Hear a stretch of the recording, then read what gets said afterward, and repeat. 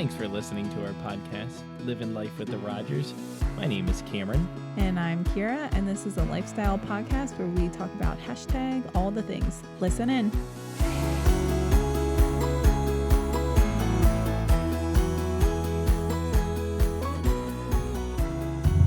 Hello, everyone, and thank you for listening to our podcast. So today we wanted to talk about bullying, so a little heavier topic.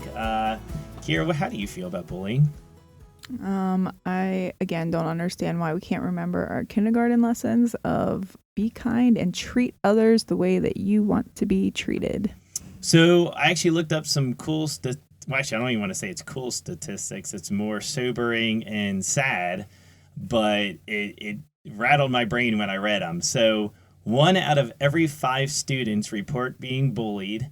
And this data comes from the National Center for Educational Achievement, and it's kind of getting outdated because it was from 2021.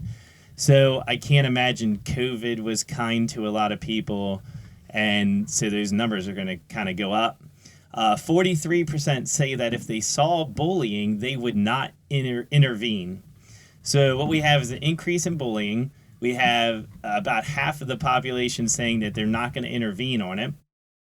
And most of the bullying's taking place in either the hallways, stairwells, classrooms, school buses. So bullying's happening everywhere, even in the classroom, and it just is more and more prevalent.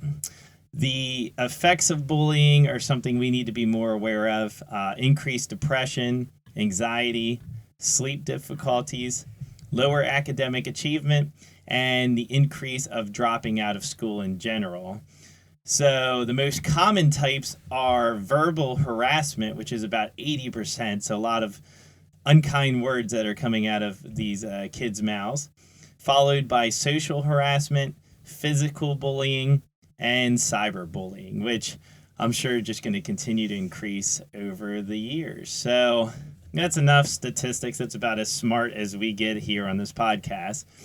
But I have the great privilege, or actually, Kira, let me pass it on to you. You birthed this child, so introduce us to who we're going to speak with. Yes, she is our firstborn. She is the one and only Callie J. Rogers. Callie, do you want to say hi? Hi. And she, unfortunately, this year has had a rough year at school.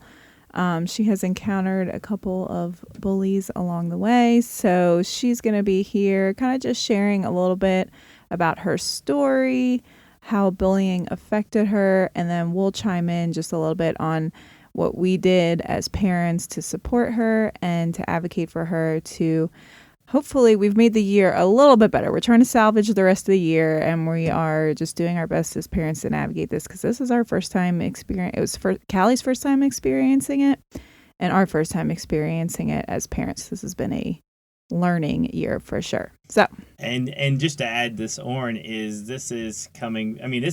bullying happens everywhere. And I think as a parent, obviously we want what's best for our kids. You can try private school, public school, even if you do a homeschool situation, you still have to be careful in the neighborhood, what friends, what kind of kids they're playing with. So bullying's everywhere, and we just want to kind of increase the awareness of what's happening. So without further ado, tell the world hello, Callie. Hi. All right. So I got a couple questions for you. So first is, how old are you, Callie? 7. 7. Nice. So what grade are you in? 2nd. All right. So how's second grade treating you so far? Okay. Okay. Oh, wow. That was detailed. What do you like most about school? My friends. Oh, do you have a lot of friends at school? Yeah. Like 100 friends? Everybody wants to know, do you have 100 friends? Do you have 20 friends? 5. 5. That's impressive. So how many kids are in your class? About, if you had 14. Whoa. Whew. You can tell Mama's raised her right. She's accurate over here. So this year, what have you not liked about school? The bullying. So bullying's happening in your school. So do you have a story about the bullying? Is there anything particular that's happened to you? A boy was spitting in my face. So can you tell the story about the boy that was spitting on your face? What happened? Where were you when it happened? So I was by his desk, and he spit it in my face. So you were in the classroom, you walked by his desk, and you get a little bit of spit spray on your face, huh? Yeah. That had to be kind of did you throw up? No. Did you spit back? No. Oh, there you go. That's my girl. What did you end up doing when you got that disgusting spit in your face? I wiped my face, then I told the teacher. Sure. So you wiped your face. Did you wipe your face and then put it on his face? No. Oh. So then you told the teacher, and then there was also I think you've told us another incident. What was the other incident that happened? I think it was out in the classroom and on the playground, right? He kept pinching my bum. Oh my goodness. He touched your hiney? Yeah. Oh my goodness. So when this happened, did this happen in the classroom and on the playground? Yeah. And so what did he think, it was a crab? No. He must have thought he was a lobster or a crab, thinking he can pinch your hiney like that. So how many times did that happen? At least 4, I would say. Shoo, goodness, your hiney had to be sore with all that pinching. And did it happen to anybody else? One of my friends. Ah. And so what'd you do about that? Then she told the teacher. And so your friend told the teacher? Yeah. Okay. Has there been anything with words? Has anybody said mean words to you? That when I first cut in my hair, it looked like a lion. Aw, well, I mean, the good news is that lions are awesome creatures, right? And people are scared of lions. But you're our sweet Callie. You're not very scary, are you? No. There was another time someone wrote something on your paper, right? What word was that? Loser. Yeah. Oh, man. So I guess even if you're good at spelling, these are not words you should be writing on a paper. Oh, and I guess somebody else drew on your Frozen. Did you have this Elsa and Anna pencil case? Yes. Yeah, what'd they draw? Boobies. Oh, my goodness. All right, so we're going to have to put a Censor on our podcast. a warning. A beep. PG-13, because we said boobies. Yep, so they drew on your pencil case, and how'd that make you feel? Mad and angry. So you've had some mean words, some pinching of your hiney, you got spit on your face, and I think you got spit on your face 2 different times, right? Yeah. So how'd that make you feel? Tell me more about that. Sad and maybe angry. Yeah. And Did then- you want to go to school? No. So it made you sad, angry, And then I didn't want to go to school. and you didn't even want to go to school anymore, huh? Do you feel like you didn't care about the classes, like what you were learning anymore?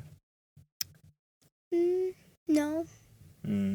Yeah, how'd you feel about that, Kira? Did you feel like it was a little harder to get her to engage in the classroom? How were her grades doing and so forth? Yeah, we saw a little dip in her grades the last couple months because in the fall she experienced a little bit. It was kind of up and down, and then January, February, March was when it really ramped up, and we noticed a little bit of a dip in her grades, and I think she was just burnt out, exhausted, a little bit depressed, so she just wasn't as interested in getting all the work done that she needed to get done.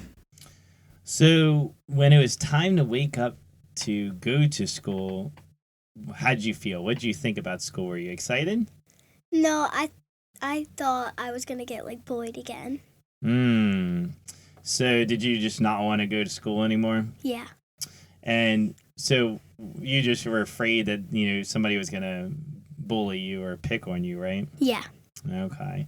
Now, here's the cool part about this story is tell us a little more about what you did. How did you treat the bullies? Because I know there's been a couple of them. How did you crab pinch them in the heinies? Did you spit in their face? What did you do? How did you treat them? I said I didn't like that, and I told my teacher. So you told them you didn't like how they were treating you, right? Yeah. That was really good of you to speak up and to say that. And what other things did you say anything else to them? No. No, that was it.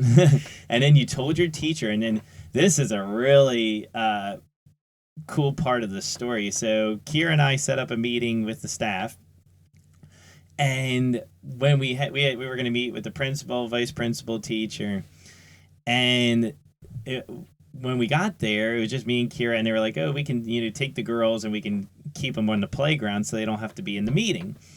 And so we had a really good meeting. It was very beneficial. We get in the car, and what do you remember, Callie? What you said to us when you got in the car? I said I wanted to hear what you guys said to them and what they said to you guys. Yeah, and I thought I was so proud of you for that. And I was like, man, I wish we almost kept you in the meeting. So then a couple days flashed by, and then what happened with the vice principal, Callie? They told me to come into their office, and I told them about all the bullying. And so what kind of questions did they ask you? What are the things that happened, and how did it make you feel, and stuff like that. Yeah, and that was awesome because we got a report from the vice principal that you did a great job with how you cared for the bullies. You never talked bad about them. You never threw them under the bus. You treated them with the respect that you hoped that you would receive from them. And so we were so proud of you for that, Callie. It was so great. Mm-hmm. Now, as a mother, how did you feel? Because I know there's a lot of mothers out there that the mama bear comes out and they want to just, attack anybody that's, mistreating their kids. So how have you handled this whole process? Yeah, it felt a little frustrating at first because we were trying to communicate what she was experiencing. Well, we noticed just a change in her, her anxiety was up. She was more subdued. She was needing a lot of comfort and reassurance from us. And so we were like, okay, something's going on. And when we first started communicating, it just didn't feel like we were getting anywhere. And that was frustrating. And then finally, it took a lot of meetings and emails and advocating on our part to really get them to understand the gravity of the situation. I think they just thought a lot of it was kids being kids or fun and games, when we were like, no, this is a little bit more serious than that. It's happening over and over. It's been a constant thing. It's affecting her mental and her emotional stability. So we knew that it was more serious than just kids messing around being kids. And so it felt a little helpless at first because I'm like, I don't know what to do. I still need to send you to school, but they're not taking care of it yet. So that was really frustrating. But then, once they really once we were all got on the same page, communication was better, they understood what was happening, then they started taking care of it. And it was like, okay, we're finally getting somewhere. It was a lot of just continuing to talk to Callie, talk to the teacher, talk to the admin, over and over and sticking with it until we felt like, okay, we all understand what's going on. Now let's take care of it appropriately. Yeah. Callie, I got a question for you over there. Are you still awake? Yeah. Okay. All right. So, question, how did you feel when mommy and daddy started talking to teachers, your principal, your vice principal? How'd that make you feel? I felt good. And so can you tell me more about that? Did it so it made you feel good? Did you feel like you were safe, safer with us? When you guys talked, I felt more safe. So when you knew we were having these conversations, did it make you sad or excited or what? Excited that you guys were talking to them so they can fix the problems. I was excited. I have a question. Did you get bullied more because you were having to tell the teacher a lot on the kids, or did they not say anything to you about that? I think because I was telling the teacher about the kids. Yeah, did they get mad about that, or they just kind of left you alone when you were telling the teacher what they were doing? I think they were mad, but they really didn't say anything, but I can tell by their face. Yeah. But that's good that you didn't get more bullying because you were telling the truth, right? Yeah. Okay. Yeah, that isn't that like the whole, and I don't know if Callie's heard this before, like the teacher's pet, or so there's that kind of role where you sit in the front of the class and you love your school and you just talk to the teacher all the time. So that can sometimes obviously increase bullying too. But Callie, you've always been kind of neutral. You kind of like school. You're very friendly, right? Do you like making friends and being around other kids? Yeah. Yeah, you've really enjoyed it. What's your favorite part about being with the kids and learning together? They just stand up for me, and I just like them. But That brings up an interesting thing is that throughout this bullying and stuff, you have a story where one girl actually stood up for you, right? On the playground. yeah, Do you want to share that quick story? so I was on the monkey bars, and the rain was there, so I said the bars were greasy, and a boy in my class said that I was greasy, and my friend told the teacher. That was so, and that just, when you told me the story, that made me so proud, because we shared earlier, it was like 43% of kids said they wouldn't do anything if they saw bullying.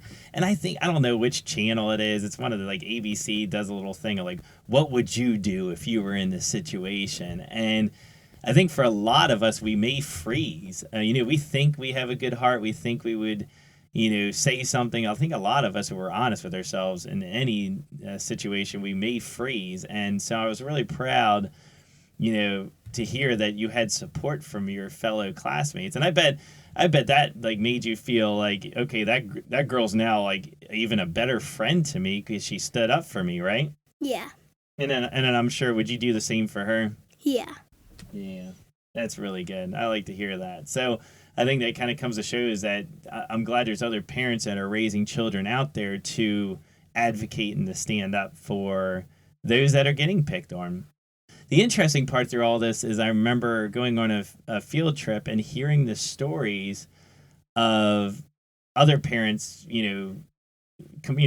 for lack of better words, complaining and being frustrated that their kid has been dealing with, years of bullying and just, feeling kind of helpless and not knowing what to do. And there is actually one kid in your class that was being picked on for a while. And so I heard some neat things. Since kindergarten. Yeah. And I heard some really neat stories about kind of what you've done. Like, what have you kind of done to make him feel appreciated and valued? And I kind of said, like, stop to, like, the people who were being rude to him, or I would just watch and see what happened. Yeah, and then now you're actually sitting next to him because you're such a good friend to him, right? Yeah, and I would also tell the teacher if I saw anything. Oh, so you really have his back, and I think that's the importance of all this is to look out for other people, and kind of spread that love, right? Yeah, and he really takes care of me too. Yeah, you have each other's back, right? Mhm. That's so good. So I want to lead us into our unpopular opinion. So I think it's fair to let our guest go first. So Callie, share with our world, what is your unpopular opinion about bullying? Where you said how we should treat the bullies. What's your opinion on that? Should we treat them? Well, just tell me, how should we treat bullies? Nice. Nice, like you should write them like a card? No, like you should not like spit in their face back or something like that. Wow. Yeah. Okay. So what you're telling me is if they spit on your face, spit in their face? No. I guess I wasn't listening. So Yeah, so I think what she's trying to communicate is that, just because someone's treating you a certain way, it doesn't mean that you can just do the same thing back. Like, I know a lot of people are like, well, just do it back, but then it's just creating more chaos and more hate. So around here, we kind of preach, treat everyone with love and respect, no matter how they treat us. And so I'm glad that she was able to kind of take that lesson into this bullying experience. yeah, and it's a hard balance as we serve a God that says to forgive, 7 times 70, to love others, take care of others. So, but nowhere in our faith does it say to be a doormat. And that's the tension, is that I know this sounds like we're just saying, oh, spread the love, spread so, and you fall into this, well, you just get mistreated all the time. No, you stand up for yourself, but you can still do it without spreading the chaos. There's a lot of movies out there that are all about vengeance and getting the upper hand and, finally getting the person that did wrong to you. But and that's why I'm so happy Callie shared her story, is I'm so proud of how she responded. She didn't mistreat the bullies, but then she told the truth. She stood up for herself. She then went as far as going to the vice principal to share what was going on. I mean, you had to tell the teacher, you had to tell the vice principal. You then stood up for other kids that were getting bullied in your class. And that's the tension. It's, not, destroying other people, but standing up for yourself. So there is a balance there. That's great. Kira, what is your unpopular opinion? So I have two more things to say on this, and then I think that's all my thoughts. But the first one is to take accountability for your children. So I was actually in communication. Well, that's a new thought. I was in communication with the mom of the main source of the problem, and she spent a lot of time justifying her kid's behavior and, apologized, but then went on to say, we should just hang out outside of school, or he's just impulsive, things like that. And I'm like, that's not helping. Like, these kids need consequences. You need to get them appropriate help if they're clearly showing emotional and mental distress, therapy, medicine, whatever you need. And I just felt like it was like, okay, we're just excusing these behaviors instead of giving them a twofold, giving them consequences because what they did is wrong, but then also giving them the support and the help that they need. So that was very frustrating for me to be going back and forth with her and feel like she was like justifying her kid's behavior. So I think just take accountability. It doesn't mean you're a horrible human being. It just means your kid needs a little bit more support, and, help them out, get them what they need, figure it out, figure out the problem, put some work in there. And I just, again, I think I said it on my Instagram. If you can't handle the responsibility of having kids, then don't have them. So that's my first unpopular podcast. Yeah. And then the other thing I think is that sometimes as parents, I think we kind of doubt our kids. Like when they say something, I think we have the tendency to like downplay it and not like fully believe what they're saying. So great. I feel like another tip I would just want to pass along to any parents who, feel like their kid is going through this, that really like believe them and stand up for them, show up at their school, get the meeting that you need, keep showing up until somebody believes you. Like they're only, they're little, like it's our job when they're this little to advocate and fight for them because they can't necessarily do it themselves. So I feel like believe your kids, listen to them, talk to them as much as you can. I feel like sometimes we just assume like, oh, they're fine, but it's like I feel like you can feel it in your gut as a mom that something's off. A kid's behavior is changing. So I feel like, really pay attention to some of those signs and see if you can pry and really get to the bottom of what's going on so that you can be a proper advocate and support to them. Oh, and to back on that, I mean, we saw it. It was a subtle change in Callie, but it was a change. And so you have to pay attention. You have to be involved because we could see her demeanor. She wasn't as excited about going to school, but she wasn't talking about it all the time. She just wasn't. She used to just really get out of bed, get dressed, come downstairs, jump in the car, and go. And it was more like she was dragging and slow and slow to get ready. And she flat out, like, at some point was, like, refused to go. But that was later on when it got really, really bad. Yeah. So my point is that you do have to keep a watch out because it starts slow. And it could go slow for 6 months. It could go for a while. And there's damage being done, and the sooner you can kind of get on top of it, the better. Yep. You want to wrap up with your unpopular opinion? Yeah. Well, you did a 2-for-1 special, but I'm just going to stick to one unpopular opinion, and that's don't live life trying to avoid the bully. And I'll admit it, our goal was to go into private school and to avoid any bullying, avoid conflict, avoid all these issues. I think the truth of the matter is bullying is everywhere. And it's everywhere because we got a lot of non-involved parents. We have a lot of parents that think the school needs to raise the kids. And then we have a overwhelmed school staff that's stuck trying to handle everybody's needs, handle all the kids' emotional needs because the parents aren't doing their job. So the best thing we can do as parents is to raise our kids how to handle the bullying and what to do with it. And then I guess I will make it a twofold part. As the parent, what are you going to do about it? And the sad part about some of the stories I've witnessed and have heard is there's been, times of bullying and have things been said, have things been reported. For our story, we had to follow up a bunch of different times. It was countless emails, countless meetings. I had to actually take a bunch of time off work. It got to the point where we actually homeschooled Callie for a little bit, just to kind of give her a break from it until things started getting better and getting resolved. So it's going to take a lot of work. And unfortunately, we live in a world where the bullying is going to happen at one point in time. So are you willing to do the work, and are you raising your child and preparing them on how they're going to respond and how they're going to handle it? Yep, that's good. Callie, is there anything else you want to share as our guest? No. Nothing? Do you want to give a shout out to soccer or something? You're a big soccer player, right? Yeah.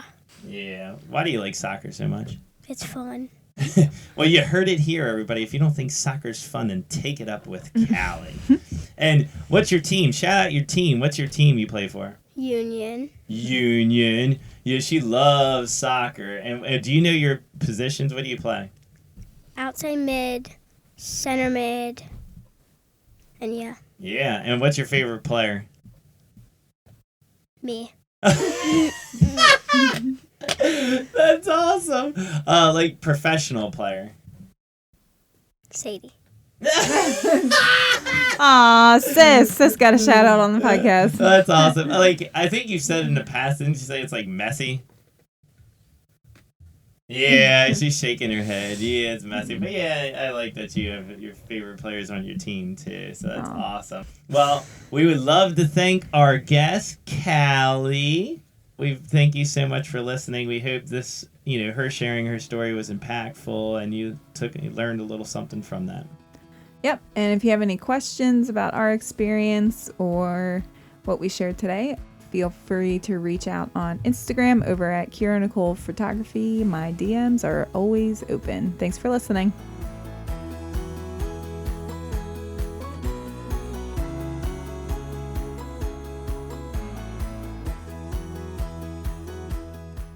Thanks for listening to Living Life with the Rogers with Cameron and Kira. You can find us over on Instagram at Kira Nicole Photography. We post a lot on there and are always checking messages and comments. And if you want to hear future episodes, make sure you subscribe or follow. Catch you guys next time.